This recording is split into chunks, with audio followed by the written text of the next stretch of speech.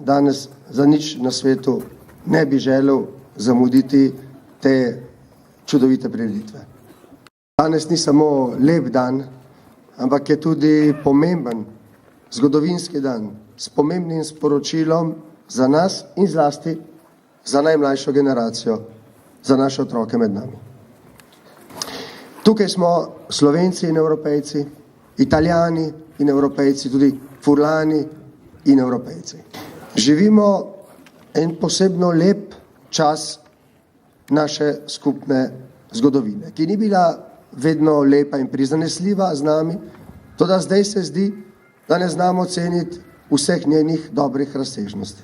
Vsak od nas govori svoj jezik, svoj materni jezik, pripada svojemu narodu, svoji naciji in svoji državi, ampak hkrati, in to je posebnost tega zgodovinskega trenutka, pripadamo vsi eni širši domovini, ki je naša domovina prav zato, ker ne samo tolerira te različnosti, ampak jih tudi spodbuja.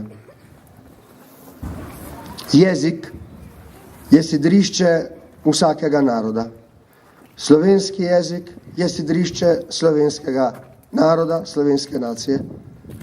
Ta šola, ki se znova odpira vsej svoji lepoti, je sidrišče slovenskega naroda tukaj v Beničiji. In hkrati je dvojezična šola. V njej se bodo učili in odraščali naši otroci v dveh jezikih, v slovenskem in italijanskem. Že to je za njihovo izobrazbo, za njihovo identiteto, za njihovo dušo izjemnega pomena. Navajajo se na življenje, v katerem je potrebno spoštovati različnost in hkrati ostati zvest svoji tradiciji. V tem trenutku, ko se naša širša domovina, Evropska unija, sooča s krizami, s katerimi se pa skoraj 70 let dolgi zgodovini ni soočala, smo tisti, ki smo danes navzoči tukaj, Slovenci, Italijani, Furlani, prepričani, da je multikulturnost, odprtost, strpnost, spoštovanje eden drugega, negovanje vseh identitet, zlasti jezikovnih, nekaj, kar našim otrokom zagotavlja mirno in srečno prihodnost. V tem smislu ponovna otvoritev, polepšane, prelepe šole v Špetru, dvojezične, ni samo dogodek pomemben tukaj za Benečijo, za Furlanijo, Ljudsko krajino, ampak je pomemben za Slovenijo in Italijo in za našo širšo domovino sploh.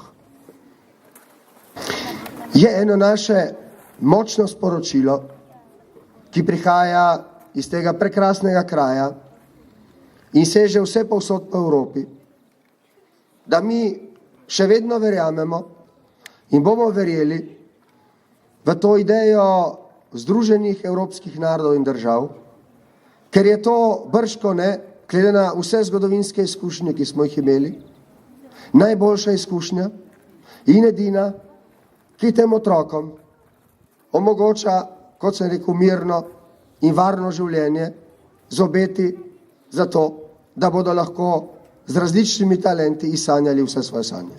Rad bi se vam zahvalil vam, gospa ravnateljica, sinor Sindako, vsem, ki ste tako ali drugače imeli zasluge za to, da smo priča temu dogodku.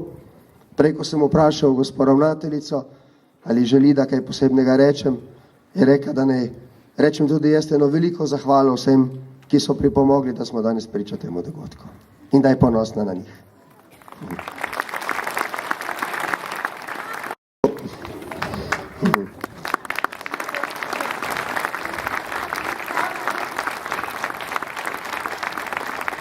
In na koncu, rekli so mi, da je to prvi obisk slovenskega predsednika tukaj v Špetru.